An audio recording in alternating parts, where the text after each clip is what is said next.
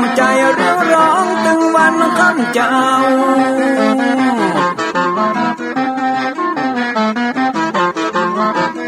เอาศีลมานำเอาธรรมมาเฝ้าคือจิตใจเฮา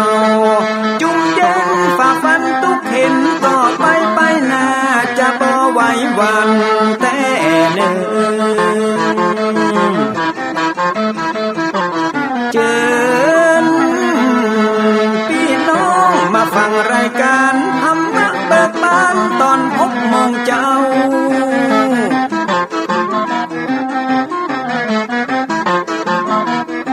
ฟังธรรมปืนเมืองอันเป็นแบบเบาท่านพระครูวิสิทธิ์ศิลาภรณ์ตั้งใจเจ้าคณะตำบลป่าแดดนอนในเจ้าอาวาสวัดวังสิ่งคำตนนี้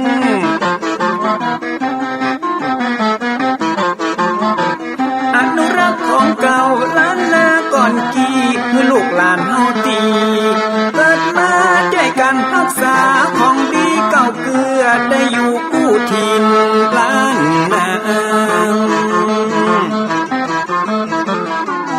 ฟังทำแล้วของแผ่วจิตใจเหมือนป่าอยู่ในนาทีล้านนา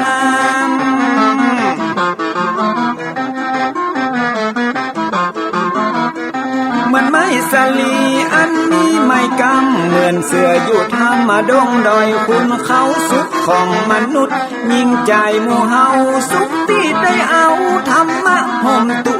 ม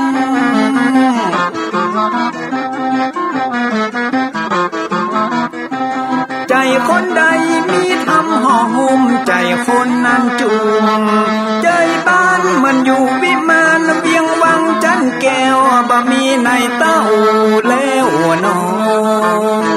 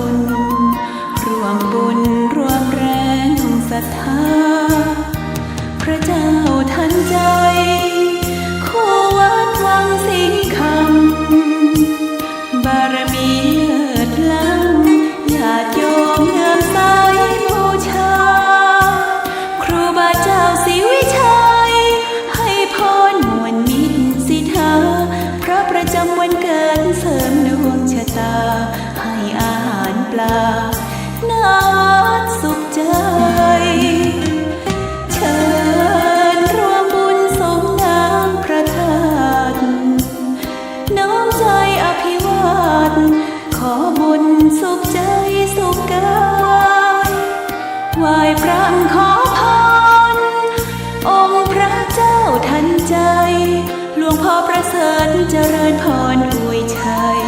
ให้ท่านสุขใจทั่วกัน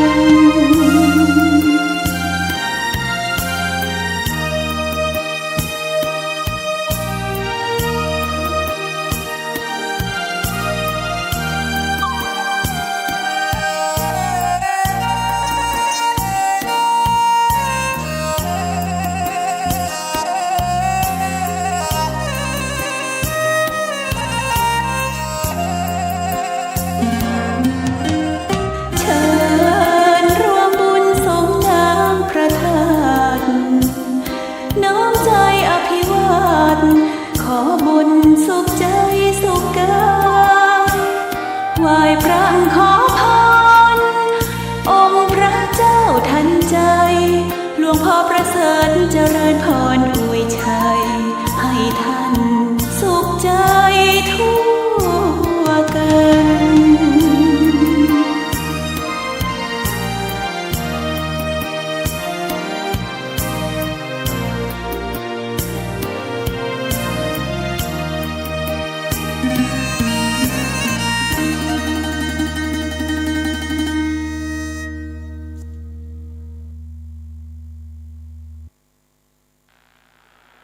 ขอยกมือ10 นิ้วกราบนอบน้อมอย่างพระติรัตนแก้วเจ้าตั้ง3 ประการอันมีพระพุทธเจ้าพระสัทธรรมเจ้าพระสังฆเจ้าอันเป็นสรณะที่เปิ่งที่เคารพนับถืออันสูงสุดในชีวิตกราบคารวะแตบไตรไวสาปุญญาปารมีธรรมพระเดชพระคุณหลวงปู่พระธรรมมังคลาจารย์ที่ปรึกษาเจ้าคณะภาค7เจ้าอาวาสวัดพระธาตุเจ้าสี่จอมตองพระอารามหลวงพระเดชพระคุณหลวงพ่อท่านเจ้าคุณพระเทพโกศลที่ปรึกษาเจ้าคณะภาค7เจ้าอาวาสวัดศรีโสดาพระอารามหลวงพระเดชพระคุณหลวงพ่อท่านเจ้าคุณพระธรรมราชานุวัตรเจ้าคณะภาค6เจ้าอาวาสวัดพระแก้วจังหวัดเชียงรายพระเดชพระคุณหลวงพ่อท่านเจ้าคุณพระธรรมเสนาบดีรองเจ้าคณะภาค7เจ้าอาวาสวัดพระบรมธาตุเจ้าดอยสุเทพพระเดชพระคุณหลวงพ่อท่านเจ้าคุณพระเทพปริยัติเจ้าคณะจังหวัดเชียงใหม่เจ้าอาวาสวัดเจ็ดยอดพระอารามหลวงจังหวัดเชียงใหม่พระเดชพระคุณหลวงพ่อท่านเจ้าคุณพระเทพสิทธินายกท่านเจ้าคณะจังหวัดเชียงรายเจ้าอาวาสวัดพระสิงห์จังหวัดเชียงรายพระเดชพระคุณหลวงพ่อท่านเจ้าคุณพระราชสิงหวรมุนีรองเจ้าคณะจังหวัดเชียงใหม่เจ้าอาวาสวัดพระสิงห์วรมหาวิหารจังหวัดเชียงใหม่ตลอดจนพระมหาเถรานุเถระเจ้าคณะพระสังฆาธิการภิกขุสงฆ์สามเณรจุตนจุองค์ด้วยความเคารพเจริญสุขเจริญพรพอออกไม่ออกสถานบุญสันนิบาตตานเข้าจุหนุ่มเท่าใจยิงวันนี้ก็ขอน้อมต้อนรับทุกท่านเข้าสู่รายการมรดกธรรมกำเมืองทางสถานีวิทยุกระจายเสียงพระพุทธศาสนาแห่งชาติและสังคมคลื่นเพื่อการศึกษาพระพุทธศาสนาและวัฒนธรรมออกอากาศที่สถานีวิทยุวัดฝ่ายหินตำบลสุเทพอำเภอเมืองจังหวัดเชียงใหม่ในระบบคลื่นความถี่ FM 104.50 เมกะเฮิรตซ์สถานีวิทยุวัดหนองกายตำบลสันปะยางอำเภอแม่แตงจังหวัดเชียงใหม่ออกอากาศในระบบคลื่นความถี่ FM 99.75 เมกะเฮิรตซ์สถานีวิทยุ CM77 วิทยุอินเทอร์เน็ตล้านนาออกอากาศในระบบคลื่นความถี่ FM 97.5 เมกะเฮิรตซ์สถานีวิทยุพระพุทธศาสนาจังหวัดเชียงรายออกอากาศในระบบคลื่นความถี่ FM 99.50 เมกะเฮิรตซ์พร้อมนี้ก็มีวิทยุชุมชนเสียงตามสายห่อกระจายข่าวตลอดจนพี่น้องญาติโยมสาธุชนที่รับฟังสัญญาณอยู่ทางอินเทอร์เน็ตรายการนี้ดำเนินโดยอาตมาภาพพระครูวิสิตศรีลาภรณ์เจ้าคณะตำบลป่าแดดเจ้าอาวาสวัดวังสิงห์คำตำบลป่าแดดอำเภอเมืองจังหวัดเชียงใหม่เป็นผู้ดำเนินรายการก็ได้น้อมนำสารธรรมคำสอนแบบพื้นบ้านล้านนาในรายการมรดกธรรมกำเมืองมาพบมาปะญาติโยมสาธุชนเป็นประจำคู่วันก็เจริญปอนญาติโยมทั้งหลายตั้งอกตั้งใจสดับรับฟังต่อไปณโอกาสบัดนี้นะโม ตัสสะภะคะวะโตอะระหะโตสัมมาสัมพุทธัสสะปัญจลานกราจาตกะกาลโตทุกขเวทนังลภิตวาปะโหโจเรสัมมาเนวะนังนาคารานิคามันติสาทะโวดูราสปุริสะตั้งหลายตั้งหญิงใจม้วนหมู่อันพร้อมนาอยู่ฟังธรรมจุงดาจำติดต่ออย่าหือขาดคอบทได้จะไขกล่าวจีหือหูที่ตามมีบัดนี้และนาเตจะนาอันว่าคนต่างหลายม้วนหมู่อันมีอยู่ปัญจลนครต่างอาทรโศกเศร้าเหตุกันเหตุว่ากันเขาอยากนำอาหารเสียงซ้ำบำวายตุกยากหลายเหลือแหลบ่เว้นแว่คนใดโจรมันภัยหาวหาต่างตื่นญาติจริงกันไล่แต่งฟันภาพสู่บ่อนหูเป็นภายการคนใดอาจกราบ่มีภัยมาตาต่อโจรส่วนหมู่คนใหญ่น้อยอันแรงตกถอยอาจตกถอยหนี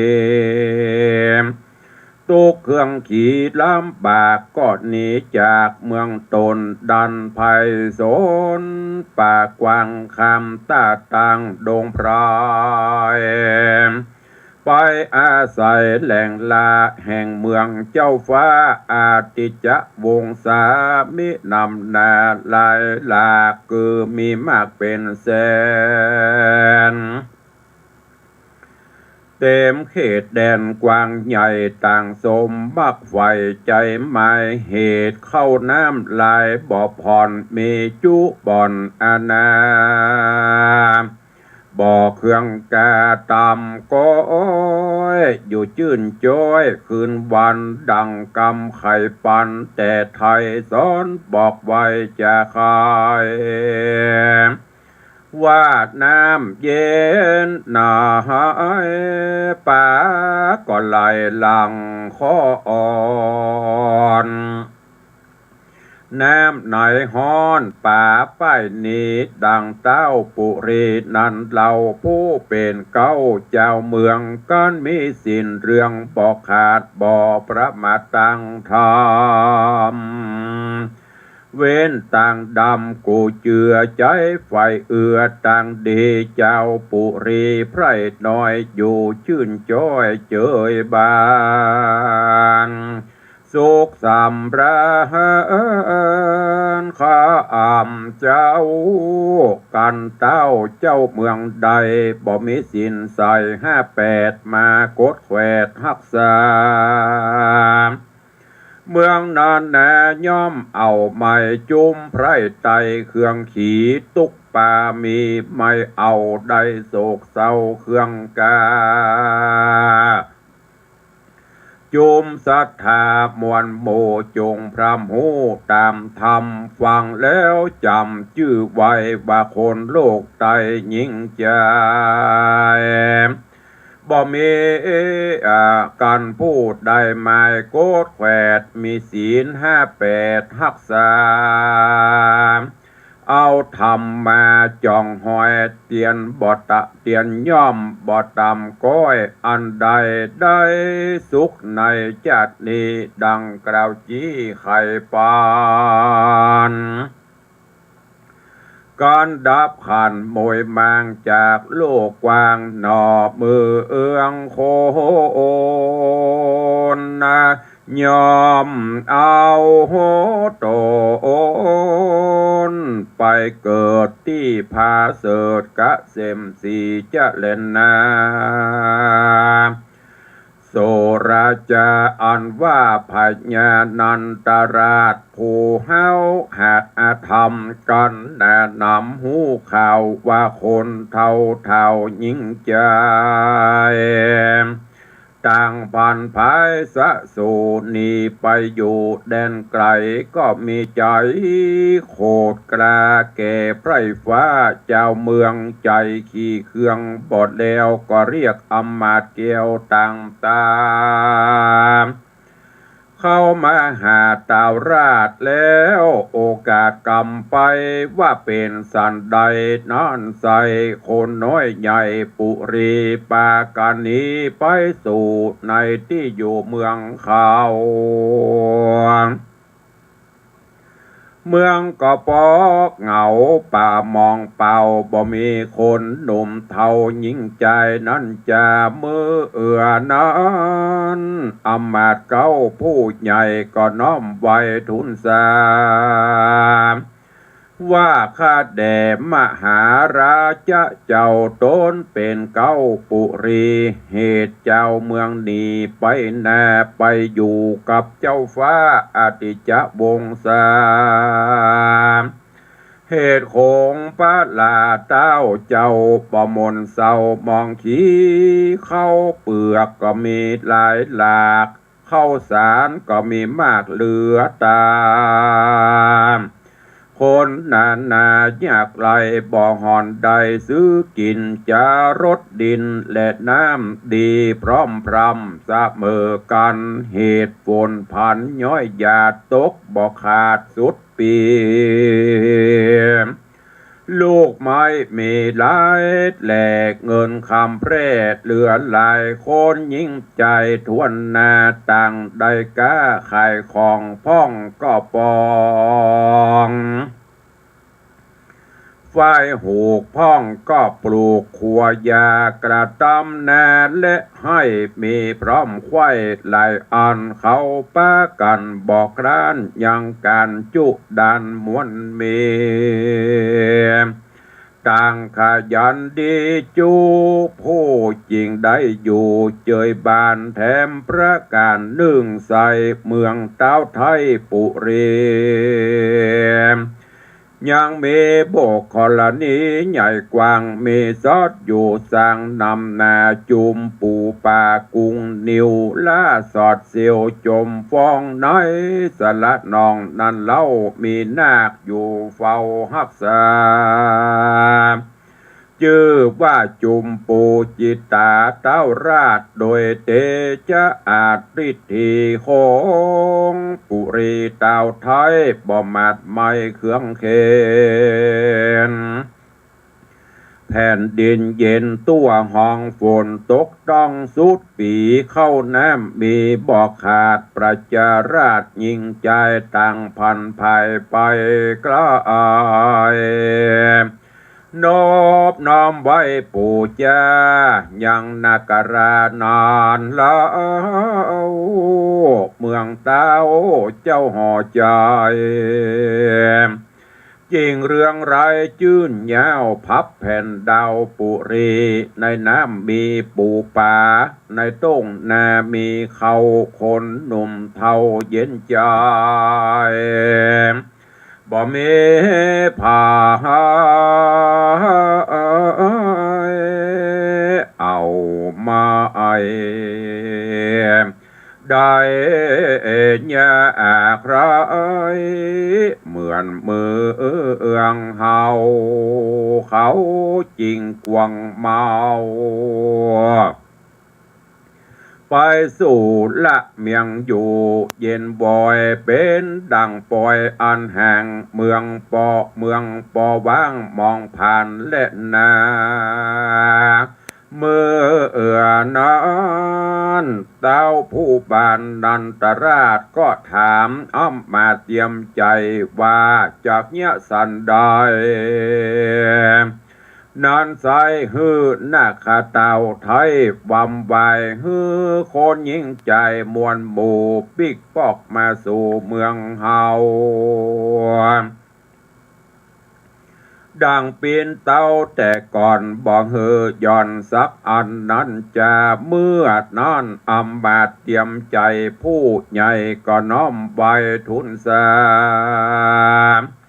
ว่าข้าแด่มหาราชเจ้าอันว่านาคตัวนั้นเล่าอาจกล้าบ่อาจจะฆ่ามันตา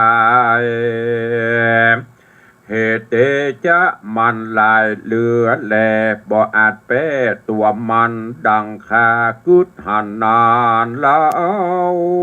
กวนพญาจะเอาเป่าห้องไปตัวห้องปุรีว่าผู้ใดมีมนต์เวทสัตรเพศกาถาจักอาสาภาพใดยังนักใหญ่บาดาลเงินคำคันพาผ่อนจากยื่นตอนยอปันเป็นรางวัลบ่อจ้าโตนเจ้าฟ้านันตราชฟังอมาทุนสารก็มีใจบ้านบ่อเศร้าจริงเฮออำมาตเก้าเตรียมใจรีบเร็วไวอย่าจะบอกไพร่ฟ้าบัดเดียวอำมาตเร็วไวว่องรีบเป่าห้องจะคายสัญญาไปโอกาสปัจจาราชยิ่งใจกันหูกำโดดใหม่บ่จาก็รีบเฉพาะแนมาสู่ในที่อยู่โรงการเสียงเนื่องนันอดเอาเต็มตัวเต้าหงหลวงคนปันปวงใหญ่น้อยกันเข้าหูถ้อยกำไม้ต่างกลัวตายมวยมางตีสละกวังวังทานกรูหัวนาคบันดาลบาดาลเกี่ยวกอดบ่ได้รอดขึ้นมาตีนั้นนาอาจยังมีพรามผู้เท่ามาก้มเกลาอภิวานนะว่าตัวแห่งมันองค์อาจมี10 ประสาทกถาขออาสาไปขาตัดหัวนักกราบาดาลเจ้าผู้ปานนันตราชฟังพรามโอกาสจะใครก็มีใจชื่นจ้อยจะกล่าวถอยว่าดีแล้วใครว่าตีโอกาสเฮออำมาเตรียมใจรีบเร็วไวตกแต่งยังของปิ่มแปงปูจาฮือพรามนาอย่าจะอำบาดกราผู้ใหญ่ก็รีบแต่งไว้บัดเดียวก็มิหันและนากันกาละวันมาไขว้พรามผู้ใหญ่บาปนาก็จะอำลาเจ้าฟ้าสะปายดาบกราเตรียมใจตั้งของใจหลายอันลงห่อจันภาษารีบไว้วาดเตียวตางด้านดงขวางซื่อนาบ่แวะกว่าไปได้เข้าดงไพรจะใจข้ามด้อยใหญ่ผาจันได้20 วันบ่เสร็จก็รอดสู่เขตสีมาแห่งเต้าอาติจะวงศายดอาจยามตะวันปาดไปดอยจักลับเหลี่ยมน้อยหินผาพระมนาผู้เท่าเตียวไต่เต้าหิวแรงโอดใจแข็งเตียวสอดก็ไปรอดหนองน้ำอันกว้างล้ำสุดตาโจมบุพผาดวงดอกมีตุกขอกใหญ่ๆพรำก็เตียวไปที่ไกลหิมฟังแม่น้ำใหญ่ทาลาพรามนาก็มาเกิดพรำว่าน้องนี้นาตีมี ผาญานาคใหญ่บาดาลอันเต้าผู้บานนันตราชฮือกูแม่ป่าดาปาดฟันคอเอาหัวนาคสอบอตัวนี้ไปสู่ตีปุรีลังวันมีบ่ไรกูจักได้บัดเดียวมันคะนิ่งเดียวคะคอยก็มีใจชื่นจ้อยเจยบานก็เอาครัวขานเครื่องใจวางปืนไม้เฟยหนาแล้วพรำมนาบาปใบก็นุ่งผ้าใหม่พื้นขาวโสมเปิ้งเปล่าสะอาดแล้วเอาผ้าปาดเนื้อบากันจักว่าปูจาก็เอาบุผาดอกไม้วางใส่ไว้เหนือคานรีบเร็วปันก้มกราวละนึกถึงกูลเจ้าอาจารย์แล้วสวดมนต์คันวิเศษศาสตรเพศกถาอันเฮียนมาแต่ไทยแล้วเป่าใส่ลงน้องโดยใจปองหยาบจะหมายเอาหัวหน้ากราบาดาลไปเหอผู้บานต้านเต้าภาพแผ่นดาวปัญจละนกรนั่นแหละนาตัดสะมิงคาเนในขณะนั้นเล่ากันว่าพรามบาปเศร้าปาลาสวดคาถามนเวทเป่าลงเขตสละนองน้ำก็มาตีฟองปุ่มเปลือกเฟื่อนยะเยือกไปมาน้ำคูนนำนา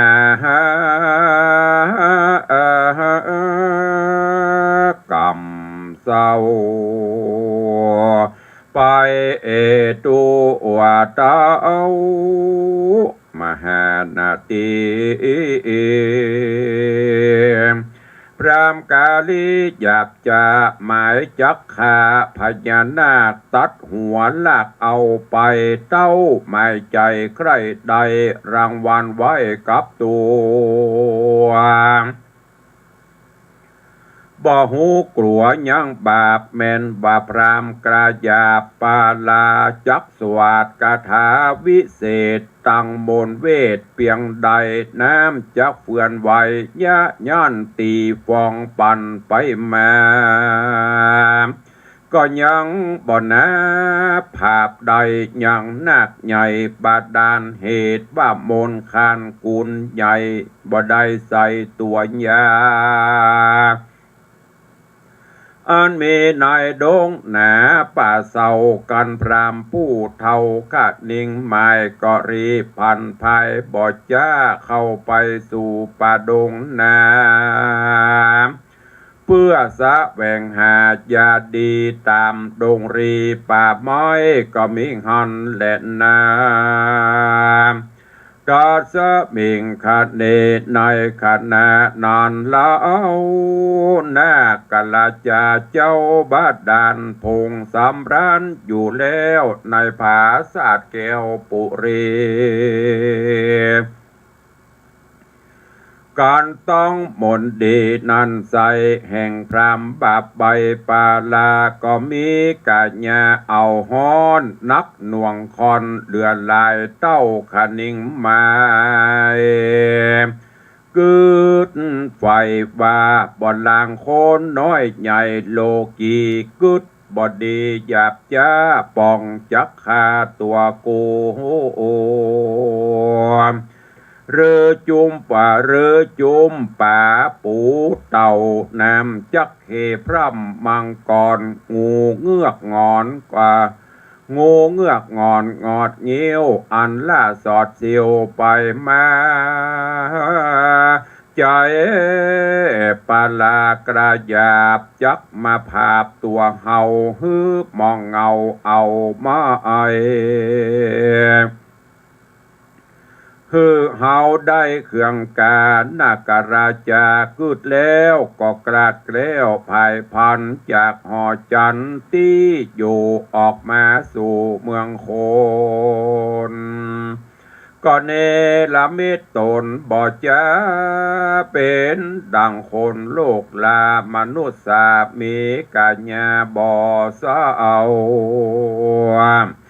เป็นดังเต่าเจ้าปุรีแล้วนั่งอยู่ดีที่จิมคังหิมสละวังวังทานก็มิงฮอนและนา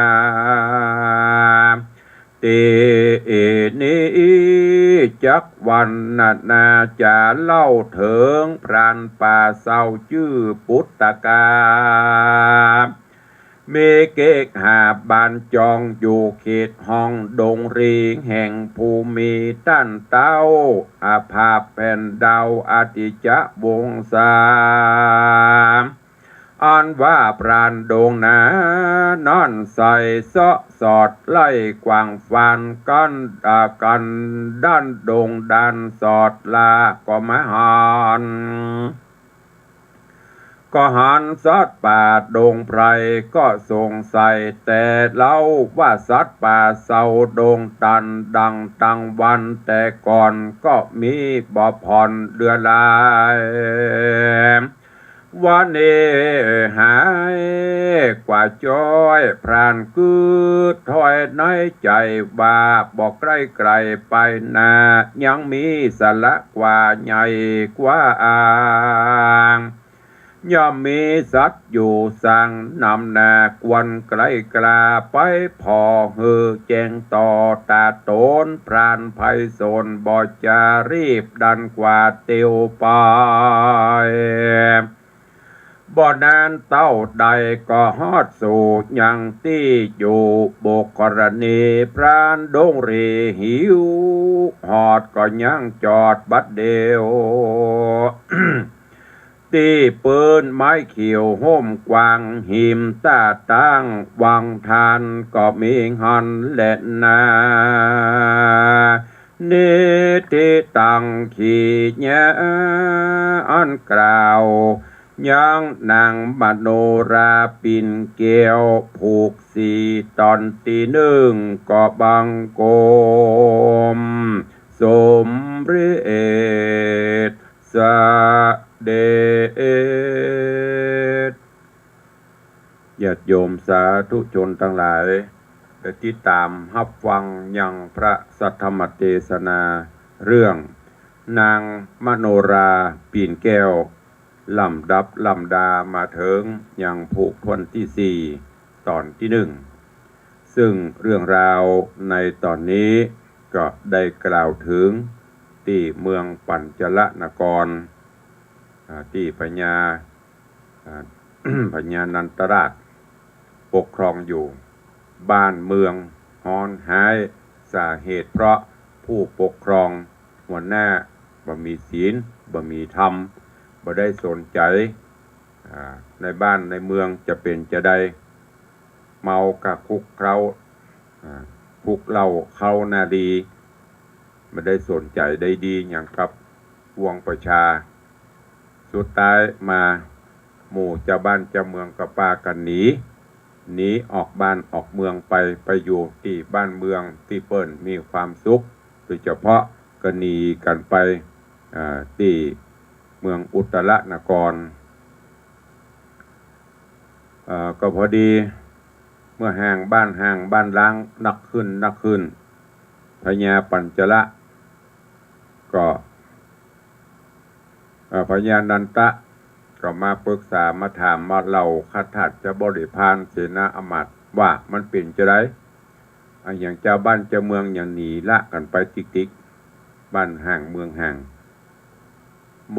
เหล่าเสนาอมาตย์ก็กราบทูลว่าที่เมืองอุตรนครเปิ่นเป็นเมืองที่จุ่มเย็นเป็นเมืองที่อยู่แล้วมีความสุขเจ้าบ้านเจ้าเมืองซื้อง่ายขายของลายหล่องต่องเตียวไปไหนมาไหนสะดวกสบายประกอบกับมีหนองน้ำใหญ่มีพญานาคจุมปูติป่าที่ได้ฮือ ความชุ่มฉ่ำต่อบ้านต่อเมืองบ้านเมืองสงบสุขร่มเย็นดีพอพญานันตราชได้ยินจะอีกก็ถามเหล่าเสนาอมาตย์ว่าจะมีวิธีการใดที่เฮาจะสามารถฟื้นบ้านฟื้นเมืองเฮาคือจะบ้านจะเมืองปีกมาเหมือนเก่าเหมือนเดิมเสนาอมาตย์ก็ว่าต้องไปรบไปปราบไปกำราบปราบพญานาคตัวนี้โอ้แล้วใครจะไปก็ต้องโปกเป่าหาผู้อาสาจนกระทั่งมีพรานคนหนึ่งมาฮับอาสาที่จะไปรบไปปราบ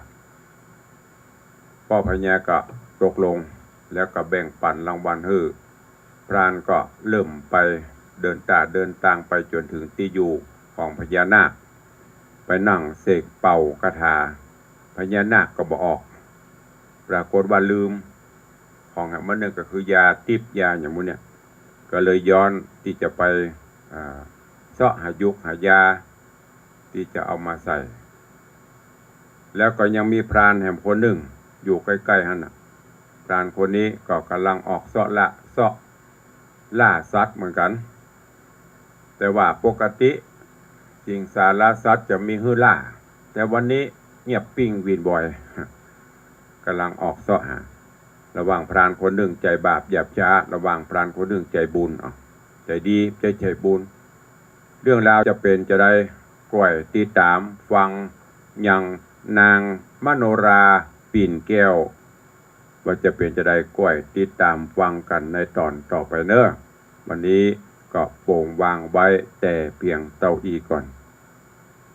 ฟังแล้วก็เก็บแกะก่อนไกเอาสาระแก่นสารน้อมนำไปคิดพิจารณาเนอะอันเนี้ยญาติโยมทั้งหลายอยู่ที่ไหนถ้าบ่มีศีลมีธรรมมันก็ฮ้อนหายอย่างที่ทำเปิ้นถามน่ะยังที่หอมไปตัวโลกหอมตลบอบอวนบ่มีสร้างซานั่นก็คือรสกลิ่นของศีลธรรม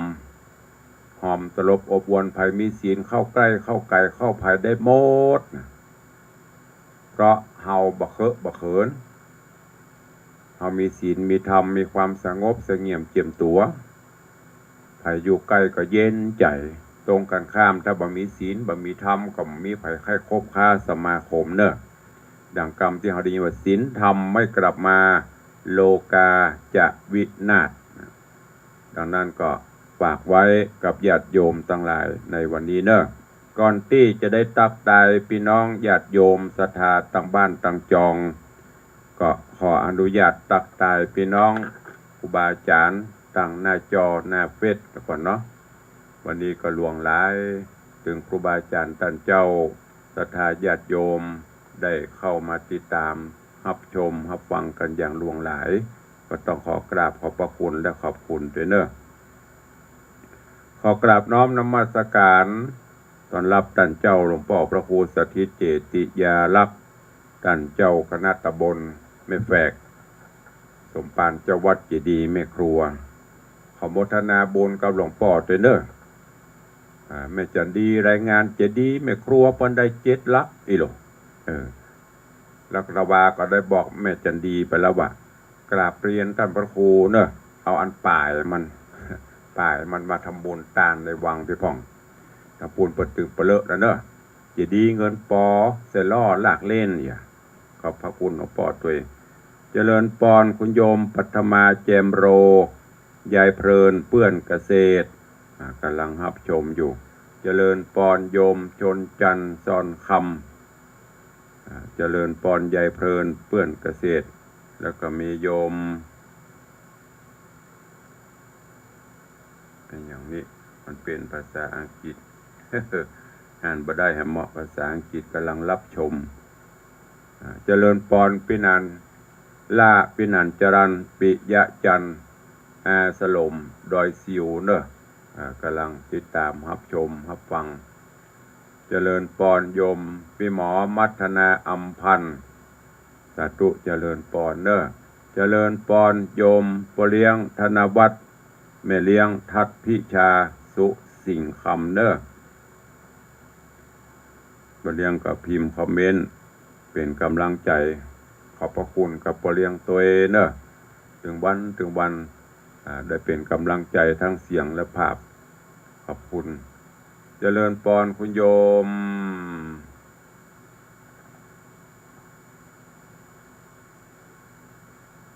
อย่างนี้คุณโยมอะไรเอ่ย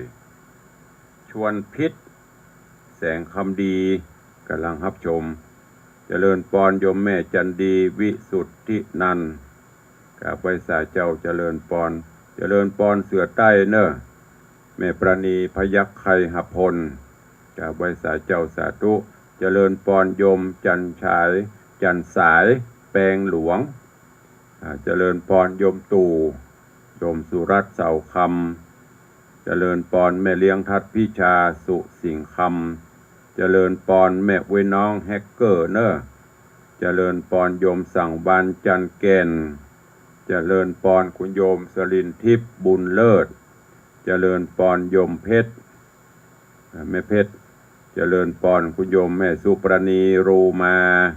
กำลังรับชมรับฟังกับใบสาเจ้าสาธุเจริญพรโยมพิมพ์บุญใหญ่เนอะปิกเจียงไฮ้แล้วยังวันนั้นหันว่าขับรถเวียงปะเป้าฝนตกปิกเจียงไฮ้แล้วเนาะอากาศทำแม่สายถ้าจะเย็นเนาะคอยเปิ้ลนะอากาศเย็นนี่ม่วนตุลุงชอบเย็นนะม่วนดิมันนี่มันห่มผ้าห่มอย่างสบายโยมเพชรกราบไหว้สาเจ้าตุลุงในวังสาธุเจริญพรโยมปี้อัญชลีคำกิติเนอะสาธุอนุโมทนาบุญทุกท่านที่ติดตามรับชมรับฟังเป็นกำลังใจอยู่ทางหน้าจอ Facebook ไลฟ์สดอยู่ในเวลานี้ก็ขอบคุณแถมครั้งหนึ่งเนอะกับญาติโยมที่ร่วมโมทนาบุญกุศลกับทางวัดวังสิงห์คำได้ให้ได้หอมกฐินได้ให้ได้หอมงานอย่างต่างๆที่ตุลุงนำบุญมาฝากเป็นสะพานบุญขอบคุณทุกท่านตัวเองมีงานบุญอันใดญาติโยมก็ร่วมกันโมทนาบุญปัจจัยทุกบาททุกสตางค์บ่ต้องกลัวสูญหินสูญดินสูญทรายเนอะตุลุงได้โจทย์เอาลายหมายเอาชื่อของญาติโยมศรัทธานาบุญทุกท่านได้นำไปใช้ตามวัตถุประสงค์ของญาติโยมศรัทธาและในตอนนี้เราก็ยังอยู่ในช่วงของปรับปรุงพัฒนาวัดกันอย่างยกใหญ่ทุกซอกทุกมุมเพียวกวาดทำความสะอาดตอนนี้ก็ใกล้ละเหลือเวลาแถมบักกี่วันตีเพื่อจะมีการมาตรวจประเมินผลโครงการวัดประชารัฐสร้างสุขซึ่งก็เป็นระดับภาคระดับหนที่เพื่อจะมาตรวจในวันที่18นี่ตุลุงก็ต้องเตรียมงานตลอดบางวันก็หายบางวันก็เป็นเทปเนอะก็คืน96เขาก็เหมือนกันบางเตื้อก็ได้ฟังบางเตื้อก็เป็นเทปก็ขอสุมาอภัยตัวเอง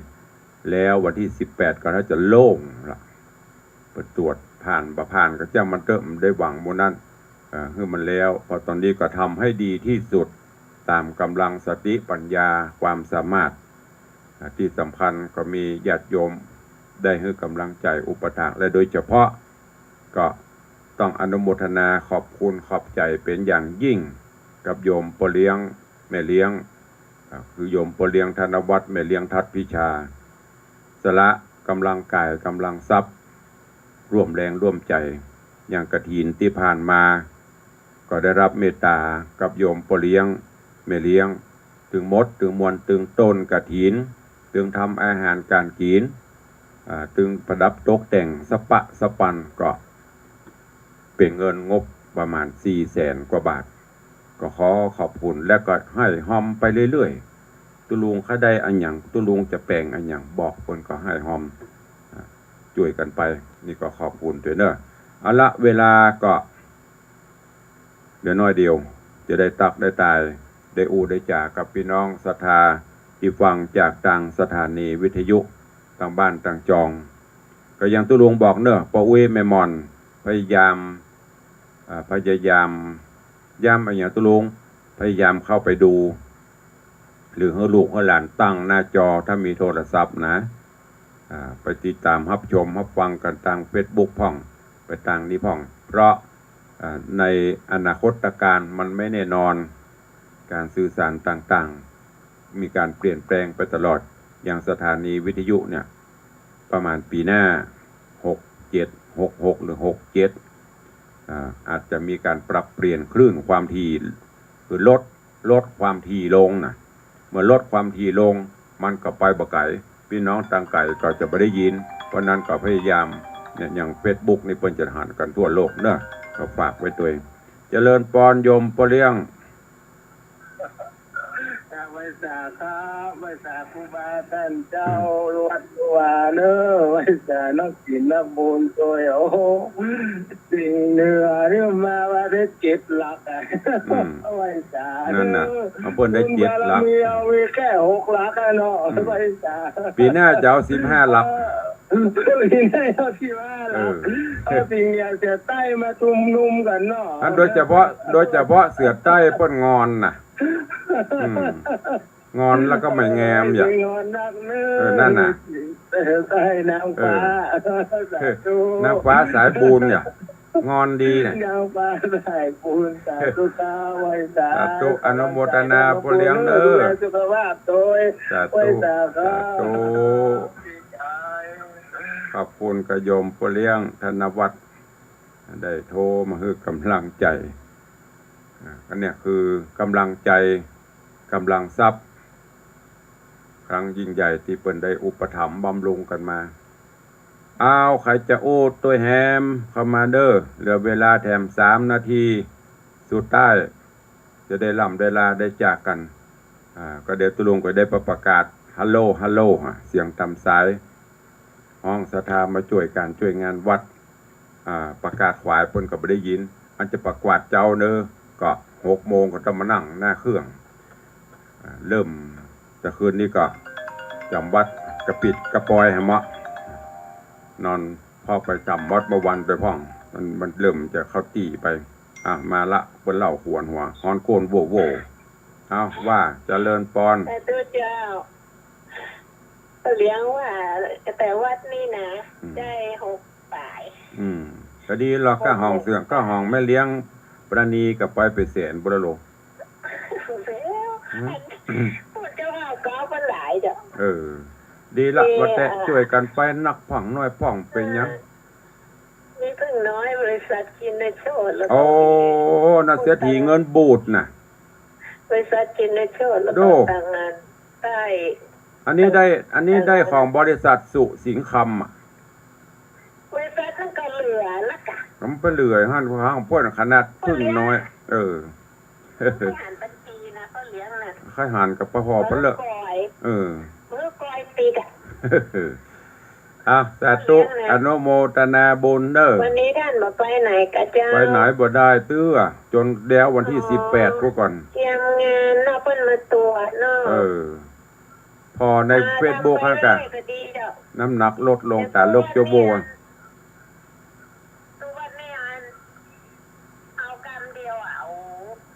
ไปทางไหนก็ห้องตุ๊ไปเทตุ๊ไปพุ้นนั่นน่ะชีวิตของตุ๊ขอบคุณสาธุอนุโมทนาเด้อสาธุขอบคุณโยมแม่ปราณีพยาไข่หาพลเอาจันคำว่าจะได้สวยสาเจ้าอยู่เด้อเจ้าเสียเอาจันคำว่าจะได้ไม่ใช่เจ้าฟังอยู่เนอดักปิ่งจัดคำขอบคุณอนุโมทนามาละ3 สายมีแหมก่อกำลังมี3 สายที่1โยมปอเลี้ยงธนวัฒน์สุสิงคำสายที่2แม่เลี้ยงปราณีพยัคฆ์ไคหพลหนองแก่นสายที่3เด็กหญิงจันคำแสงบุญมีพระพุทธพระธรรมพระสงฆ์ครบรัตนะทั้ง3อันที่4ที่5มีก่อเหลือเวลาอีก2 นาทีสุดท้ายหายไปทางวิทยุเนอะทางเฟซเพิ่นขึ้นมาโลๆแต่ทางวิทยุมีไหมใครฟังอยู่บ้างที่อื่นมีไผพ่องโทรศัพท์รายงานโตมาหายเนอะหายมันหายละเดี๋ยวปีหน้ามันถึงได้หาย ปีหน้าก็ถึงบ่ได้ยินกันละเจ้าตุลุงปอไปเนี่ยนะอย่างที่บอกไปความถี่ลดลง แล้วจะไปร้องไห้นะมีอย่างกระโทรเข้ามาผู้จ่าให้กำลังใจกัน มีแล้วเนาะมีก็ได้ล่ำได้ลาเดี๋ยวเวลา2 นาทีเพื่อทางสถานีเพื่อมีข่าวประชาสัมพันธ์กันเนาะวันนี้กราบขอบพระคุณทุกท่านทุกคนที่ได้บัดตันและแม่จันดีเวลาหมดละที่ได้คือกำลังใจได้ติดตามรับฟังรับชมกันเนอะก็ขอความสุขสวัสดีจงบังเกิดมีกับครูบาอาจารย์ท่านเจ้าพระเจ้าประสงค์องค์เนนญาติโยมศรัทธานาบุญทั้งหลายอยู่ดีมีสุขเหมือนกันจุตนจุองค์เนอะมีความคิดปรารถนาสิ่งใดก็ขอให้สมดังความมุ่งมั่นปรารถนาจะเลินไปด้วยอายุวันนะสุขะพละเหมือนกันจุตนจุองค์จุผู้จุคนเนอะยัตตาโรธรรมาวัตันติอายุวันโนสุขังพะลัง